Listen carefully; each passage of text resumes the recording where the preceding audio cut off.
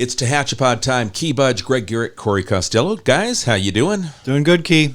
Fantastic. Welcome back from New York, Corey. Thank you. It's good to be back. I had to sleep with earplugs in for about 5 nights because I'm used to the quiet of Tehachapi. So the bustling New York City streets were a little bit different. But 26.2 miles. 26.2 miles. Dude, I'm proud. That's awesome. It was a great experience. It was hard. It was hot. It was the hottest one they've ever had. So and for a good cause too. It was a good cause with Team World Vision, but I ran in a record marathon, not my time by any stretch of the imagination, but the heat and the conditions, it was great. The people in New York were absolutely amazing. Gosh, you just can't put into words what it was like to run through. And we were able to track your progress with the Garmin app, which is really, technology, cool. amazing. As slow as it was, yes, you were able to track that. I could see when you stopped and you took a break and whatever. I made sure I walked through every aid station. There were obviously pretty much every mile, but I walked through those just to make sure I took enough. I wasn't running through and just trying to slam water. Like I walked through and drank enough water, drank enough Gatorade,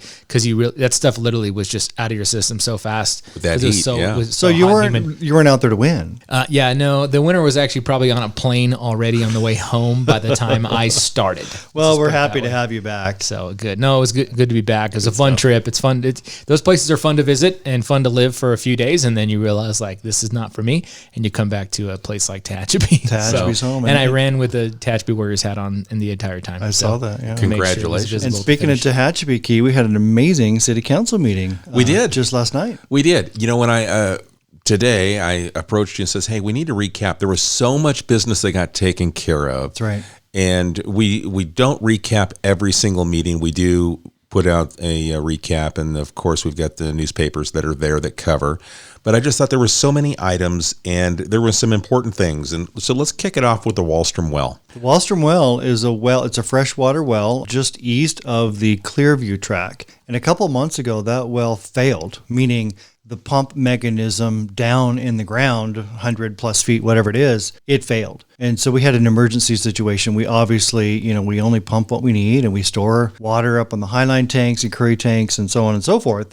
We needed to get on that really quick. And Don Marsh and Tyler Napier, our Public Works leadership crew, they contacted Bakersfield Well and Pump. We used them a lot over the years, have used them a lot. We put it out, a quick emergency situation. Bakersfield Well and Pump came up. They pulled the pump, I should say, and verified it had failed. And so we were into emergency mode, and we had to do a lot of different things. We were never in threat of running out of water, but certainly one goes down, you don't want another one to go down because you just never know when those situations occur. Now it's back online, and we took it to council. Because it was an emergency situation, we didn't go out with a normal process. We are allowed by law to do this, and certainly you want to jump on things to keep them moving. It's back and running, and good job to everybody. So we wanted to make sure the city council had all the details. And if anyone saw the water that was coming down, was it Clearview? And then to down Valley and then into Curry. That was a part of this process of flushing it, testing it, and going through the process. So the time period we're talking about when it went down, if you happen to notice that water, it coincides with that. The water system needs to be pristine. Right. So we had to flush that well until it was perfectly acceptable. And then it goes and gets tested. So then you take samples, and those samples get tested before it can be approved to actually pump that water again for potable use. Right. And now that's back in the system again. And because everything is complete, we go back to council and let them know this is what occurred, why we did this, and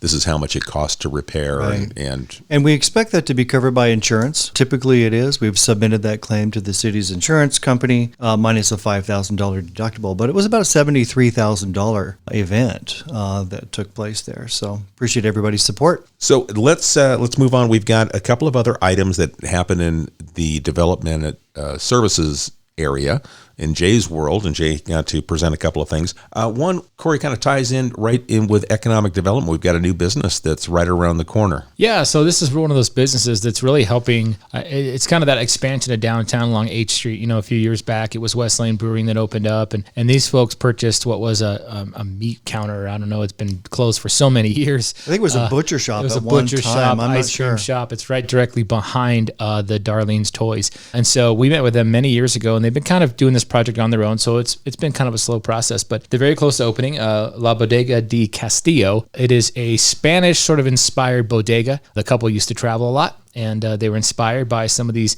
sort of wine tasting, real casual locations they visited in Spain, and they wanted to bring that to Tehachapi. So that's what it's going to be. It's I guess you can kind of call it very similar to like how Veritas is on Tucker.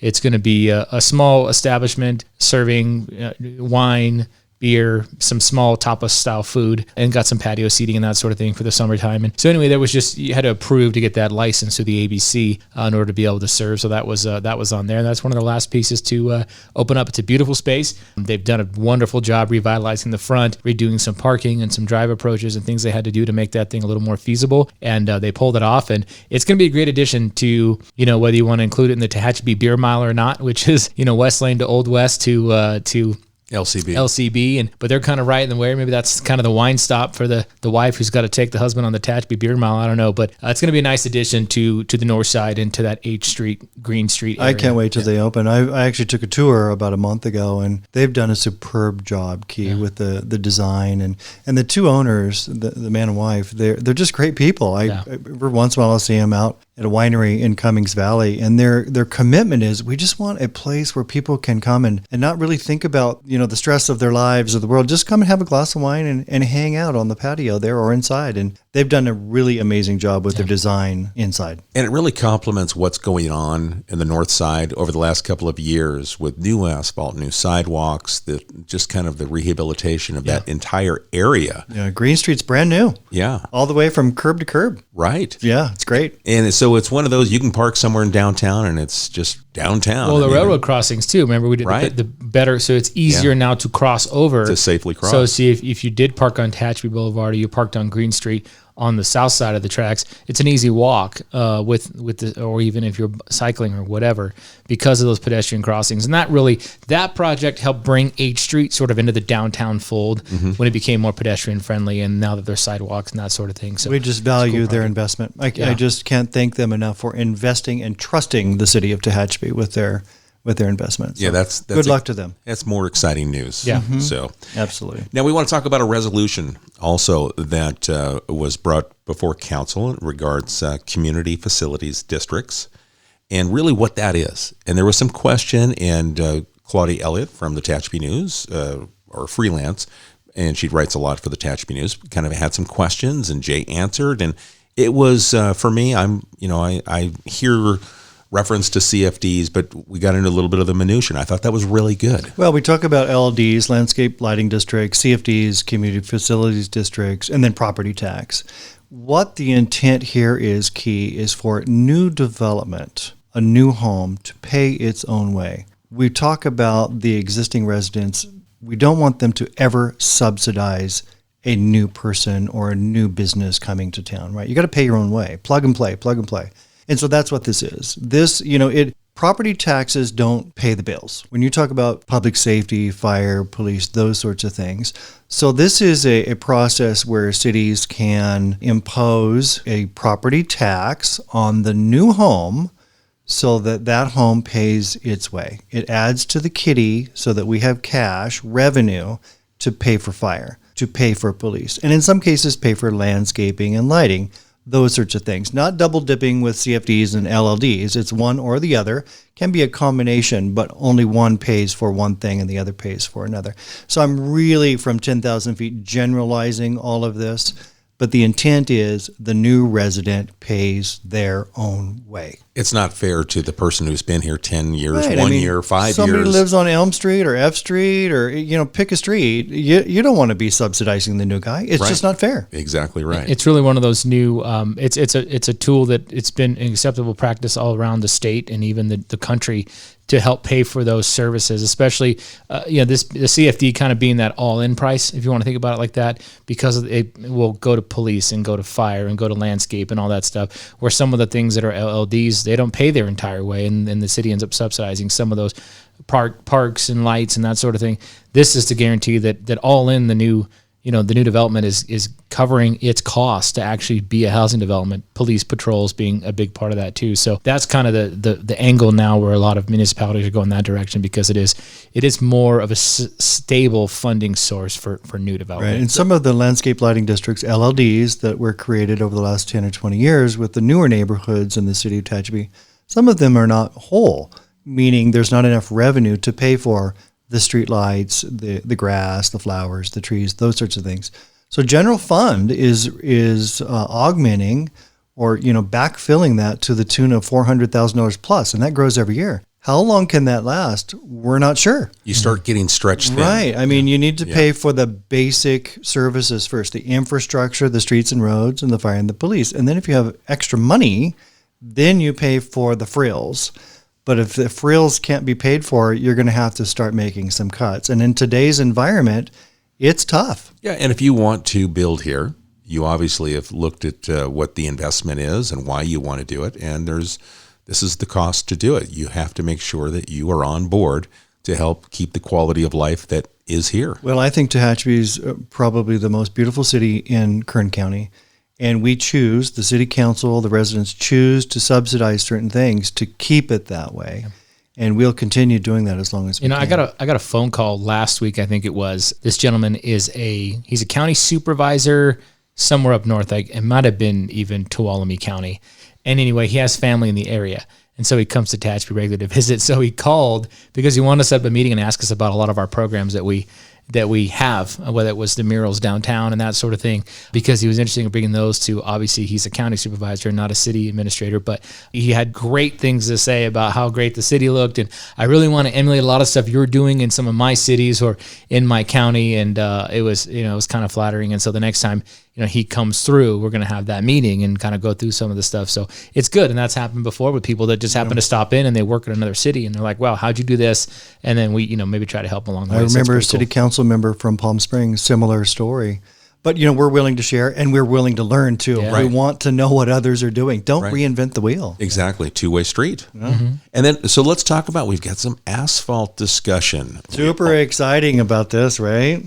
I was impressed with the amount that is being taken on. I know this is a slurry project, which when we talk about, there's replacement, rehabilitation, and this is what that is. It's rehabbing a little, some asphalt to keep it and make it last longer. Right. So the last 3 years, we've really been investing in our streets and roads in the city of Tehachapi with Don Marsh and Jay at the helm there. But this time around, about $300,000 was approved to slurry seal a lot of streets. So Allen, Michael, Brett, Silver Oak. I mean, I could go on and on and on. We have multiple neighborhoods, a map, and we can put that on our website, I believe. I'm going to make that the thumbnail sketch for the podcast. So when people see it, it'll be this map. There you go. And it's on the city council agenda, of course, as an attachment, but just really excited about that. Now, the temperature has to be 70 degrees and or rising for this product to work well. So it may not happen in the next several weeks or couple months. It may be springtime, but certainly we have awarded the contract to the contractor and we've got them on the hook, and we're really excited to announce that we'll be doing this here soon. And then this really kind of goes along with what we just got through doing on C and Anita, where we did some complete rehabilitation work where they were grinding and repressing or relaying of asphalt. Yeah. This is a different kind of a project because these roads are in a little bit different condition. So it all falls into the matrix of what Don and Jay have put together with this road matrix plan. It's like a sealant, basically. Think of it like a clear coat on a piece of furniture. Yeah, Jay had a really good explanation of that. When he talked about this, it adds an extra 5 to 7 years of life to the roadway. And if you don't, it crumbles away to a point. It keeps water out and keeps the freezing out, basically what it does. And then, but you can't do this treatment on all roads because it does no good unless you've got a solid base. So this prolongs the life of some roads, and there's others that need, replacement. And those are things that we budget for, and we did like we did on C and Anita. And now this is that next phase of, okay, now let's spend some money to take care of some roads and give them longer life. Right. And the crazy thing about it is we can only spend certain money on certain streets. And I know people don't like to hear that, but we have to follow the rules that are set out by the state of California. And there's a couple different seals too. I mean, obviously we're talking slurry seal, which is more of that oil coating. There is, if you are familiar with Highline Road, the county of Kern just did a chip seal project. So that is a similar concept, but it's got these chips in it basically, and it's a little rough at first, but those smooth into the asphalt and become, again, add more life to the road, do a little bit of rehab without repaving. That's a different kind of seal. So there's slurry, there's chip seal, and then there's also repave. Yeah, so that's just a part of the entire program. If we look at our roads and how we can, attack it and prolong the life and extend the life and make sure that we get the best value from when we put asphalt down to keep it there as long as possible, and then also look at the roads that do need to be replaced and put those in that priority metrics of it's coming soon. Yeah, and Jay had a good idea. Maybe we put together some sort of a matrix of all the streets and roads that we've done over the last 3 years, let's say. And that's why some of the newer streets get the slurry, because they're newer, they're in better shape, and if there's an opportunity to preserve that condition, that's what the slurry comes Or maybe just a fog seal. Yeah. And what makes sense with that is that if you can add an extra 5 to 7 years of life to a road that's in good condition and keep it that way, then you can spend other money to rehabilitate the roads that really need replacement. Yeah.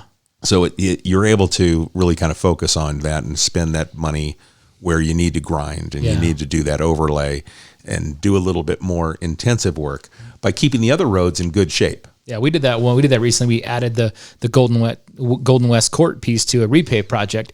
And Golden West, we weren't sure when the last time it was touched. It was built in the 1950s. I did speak to a resident there. He said he's lived in that neighborhood his entire life. He bought the house from his parents. And he said when he was a kid in the late 1960s, early 1970s, he remembered a little bit of a repave over the top of existing asphalt. Maybe a little cap or something. Just a cap. And he said it was capped in the late 60s, early 70s. He goes, that was the last time it was touched. And he goes, obviously there was a lot of pothole repairs, but he was over the moon about the repave. And he said, it's so weird driving home on a road that I don't have to avoid a hole or a crack. He goes, it was a life changer for the 18 homes on that court. Well, it makes me very proud because we're producing, we're delivering product. So the revenue that we receive, your tax dollars, Mr. Listener, Mrs. Listener, we're putting that to good use. So I'm really proud of that. We created a plan and we're producing product. Well, that was a lot of the meat that was there presented to City Council. As we kind of talked about this, like the topics that have, where we're talking about the tax dollars and things that people care about, the asphalt. I mean, they care about a lot of things, but asphalt is one of those most important things in our infrastructure. So we talk about the water repair and then the process that we look for with new development, making sure they're paying their way. But then we also get to talk about some things that come to the community. And Chief Krager came up and talked about the trunk or treat and the success of that. The number of 700 pounds of candy that was distributed on Green Street, that's a huge number. That's I saw the pile of candy, and it was a lot of chocolate.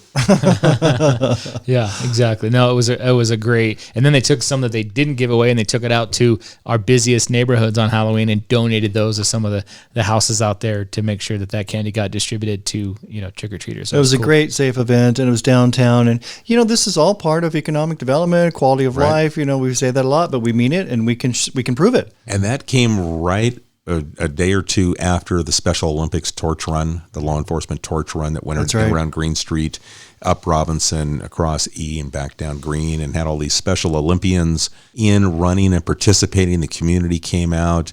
Businesses, the people that were working in the neighborhood came out to cheer these athletes on, and they raised a lot of money. I think it was over $1,600 that was raised for the Special Olympics to send these athletes off to their games. So, and I know that Chief Krager, that means a lot to him. It's one of those things he looks forward to every year, getting to help carry the torch with some of these athletes. And that's right. A big smile on his face as he made the loop around with these kids. Yeah. So that was neat to see. We've also got Veterans Day coming up, and with what American Legion and VFW and the other auxiliary teams that the American Legion has. TVRPD is helping as well. Yep, TVRPD. A lot of people coming together, and this is a celebration, yes, as opposed to Memorial Day.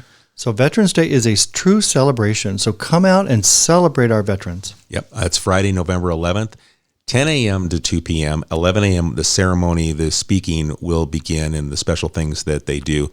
But Kevin Davey, the commander from American Legion, said, get out there at 10. They're going to have an obstacle course for the kids and a little boot camp kind of thing where some of the vets are going to be out there and become that drill sergeant I'm along looking the way. forward to it. It's going to be a fun time. And Kevin said the kids loved it last year. They brought it back, and they're going to have a food truck out there. So that should be quite the event on Veterans Day, and we get to celebrate our veterans. And that's at Central Park. I don't know if you mentioned that, but it's Central Park. And there will be some support services for veterans as well.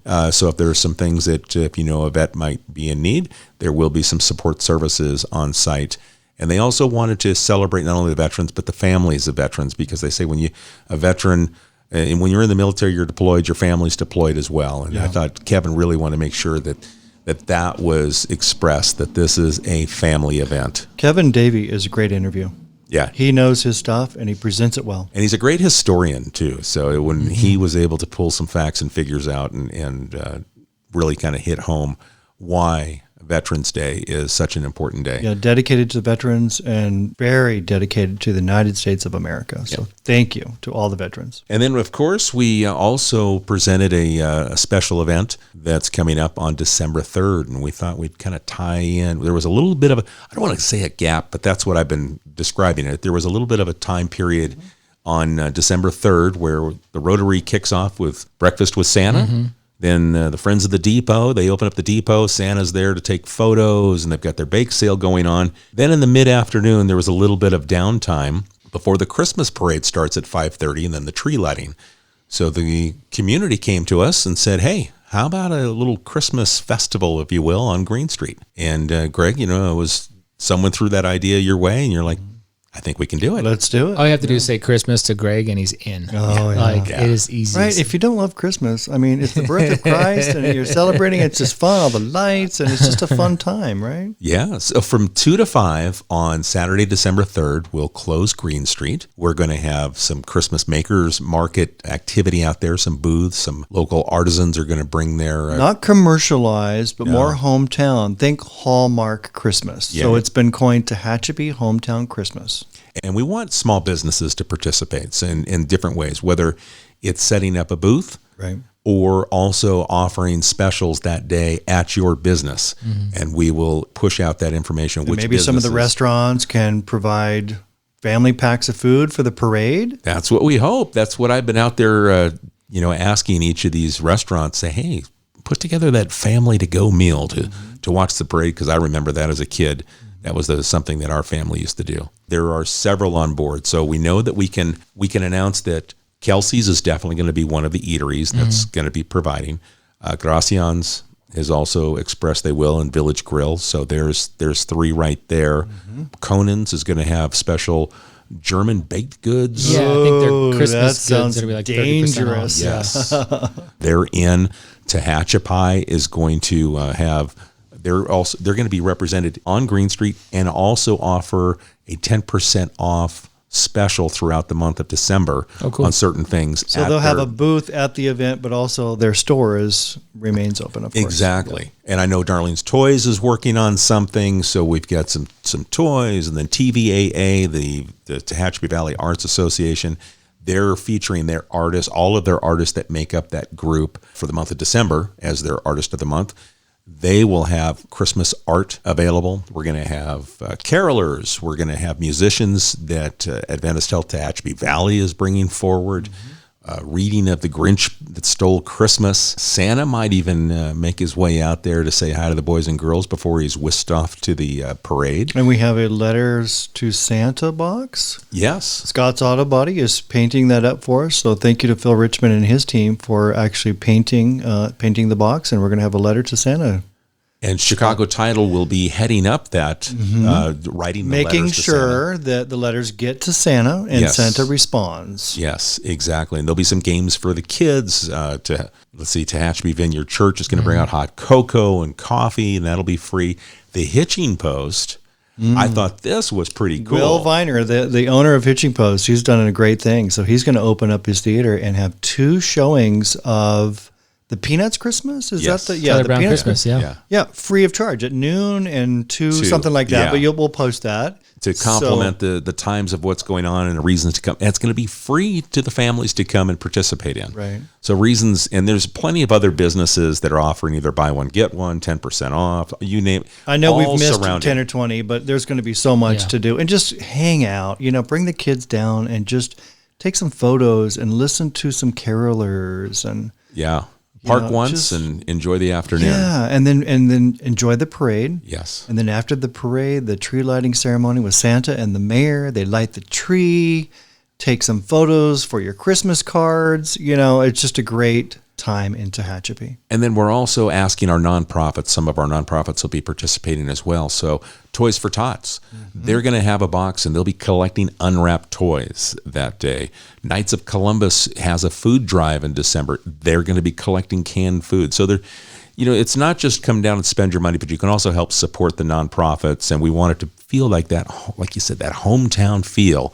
And thus the Salvation Army will do the bell ringing. we'll have the traditional bell ringers out there. I think TCT with the BK Theater, they're going to be doing some characters and maybe open up.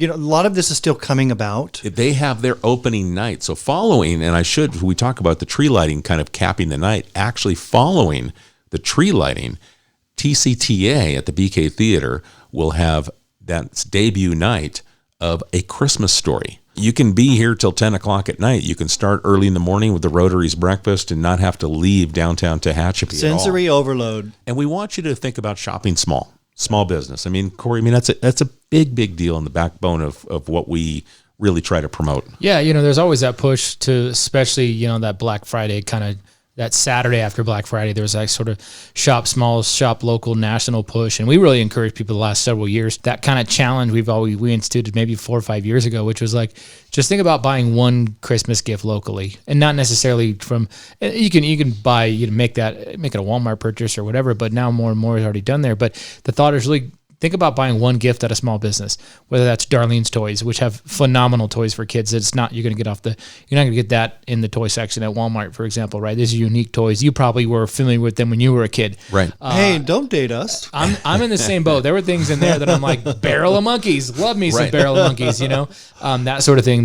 So those kind of places. And then obviously TVAA at Gallery and Gifts, which is like always my go-to for something unique in Tehachapi. It's really awesome. So that's really the thought on the shop smallest. Think about just how do I buy one gift, at least one this holiday season in one of those locations and specifically downtown. It's very important to keep the dollar local and introduce new dollars also. Yeah.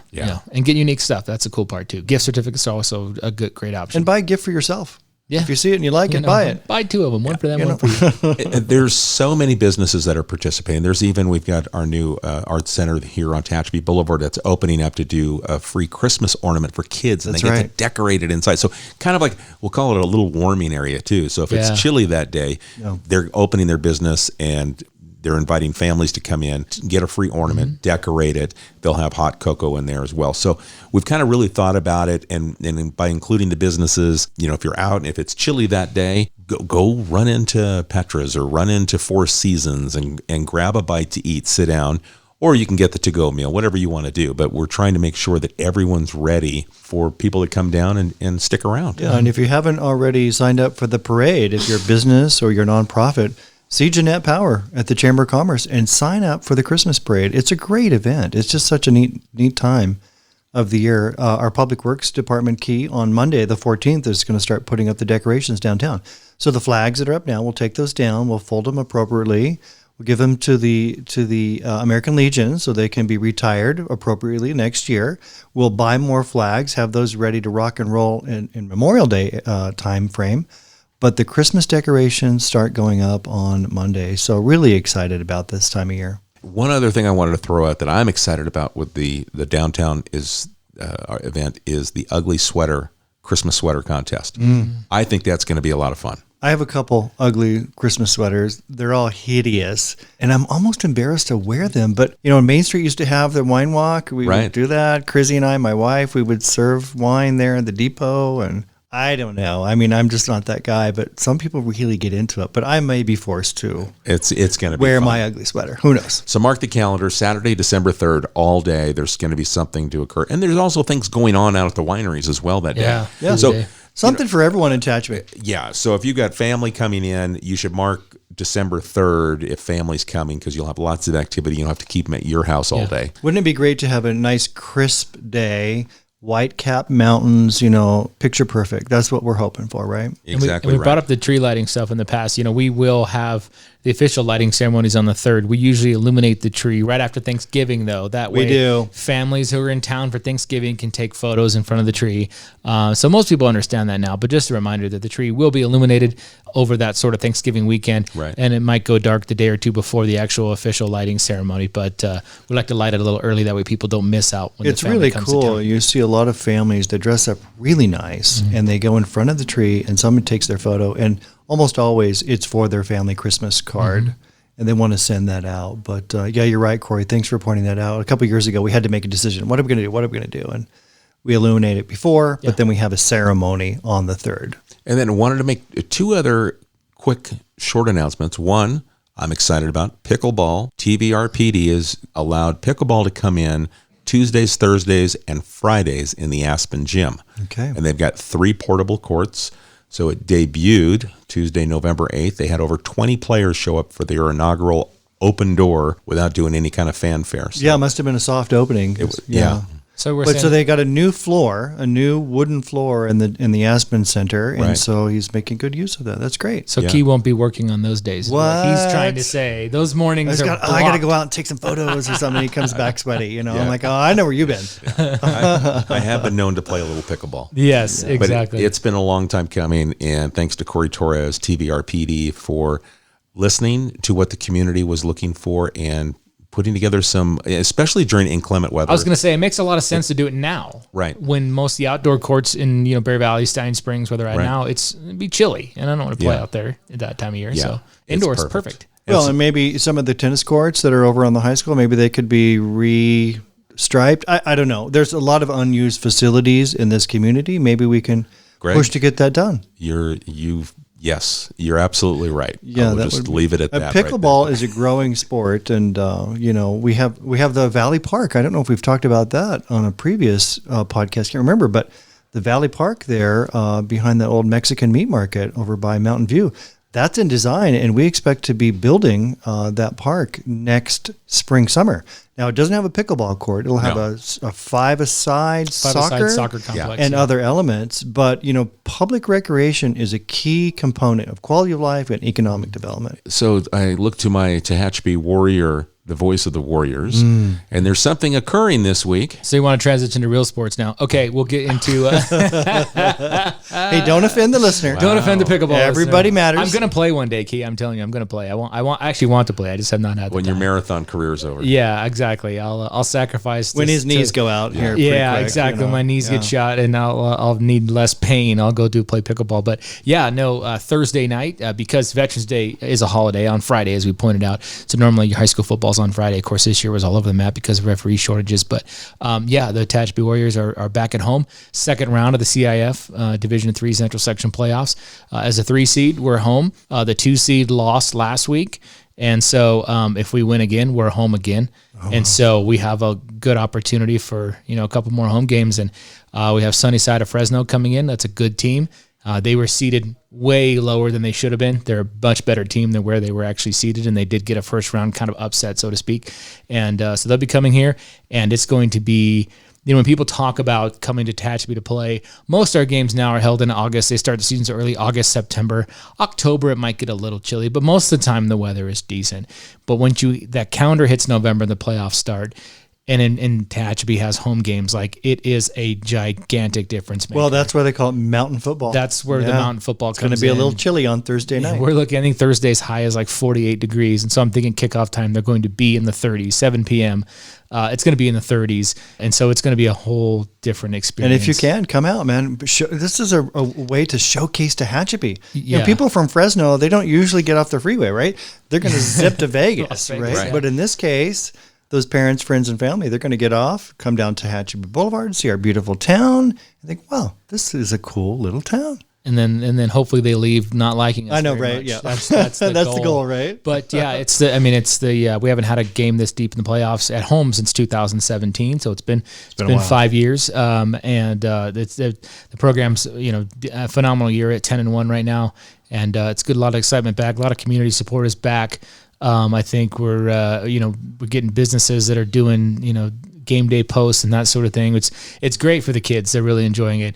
A lot of pride on the campus is back now too, and that's really the message that gets sent. It's been a hard couple of years. Yeah, a lot of pride in your school is really, frankly, based on how your football team does it, just the way it is in high school, and so it's really helped to see that. The kids have certainly enjoyed it, and everybody's chipping in. Even kids that don't play football are helping out with game day operations of football. It's what amazing. time does the game start on Thursday? It's a 7 p.m. kickoff. 7 p.m. There's a digital ticket system. This was not put in by the school. It was put in by CIF a couple years ago.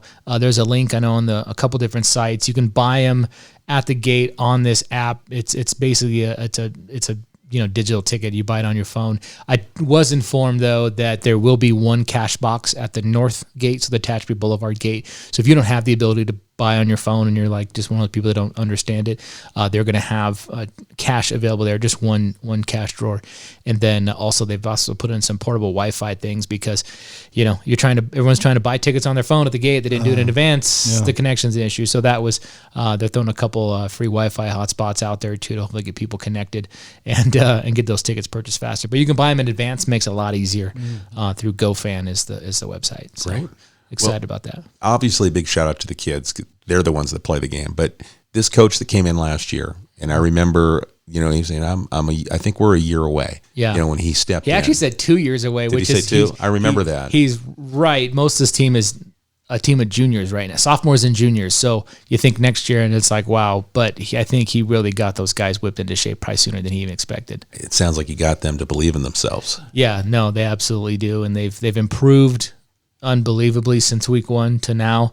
Had one setback game where a lot of guys went down hurt, and we lost that game to Golden West because we were just banged up. But Coach Crampian and his staff have done a phenomenal job at just making the kids believe again. The power of a team is amazing, just like the power of the City of Tehachapi team. Yeah. We have amazing people that work and serve this city. And this group has been together. You bring up team. They played youth football together, and they won championships together at the youth football level about 4 or 5 years ago. So you talk about team, like there has been a core group of kids together for a long time in this community. You build trust, so very cool. you build understanding, and you become great adults. Yeah, very good. So Thursday night, 7:00. Excited about that one. We'll see you there, and you're going to be announcing. More. Yeah, I'm going to be announcing. Knock on wood. That's a whole nother story.